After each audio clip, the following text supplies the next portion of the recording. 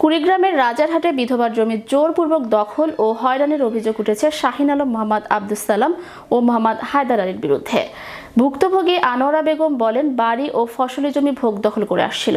বিবাদীগণ চালাক, চতুর ও ক্ষমতাশীল হয় আমার ভোগ দখলীয় জমিতে থাকা বসতবাড়ি ভেঙে দেয় এবং জবরদখল করার উদ্দেশ্যে আমার বিরুদ্ধে বিভিন্ন সময় মামলা করে।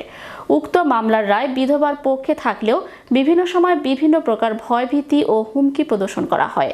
স্থানীয় প্রশাসনের কাছে ভুক্তভোগী বিধবার আকুল আবেদন, ঘটনাস্থল পরিদর্শন করে দোষীদের বিরুদ্ধে আইনগত ব্যবস্থা ও দ্রুত বিষয়টি সুরাহা করে তার জমি যেন ফেরত দেওয়া হয়। এই যে আমার কাগজ, আজকে মনে করেন আজকে 12-13টা মনে করেন কেস করছে, আমার ডাকাতি হাতে কেস করছে, যতগুলি আমার কেস করছে।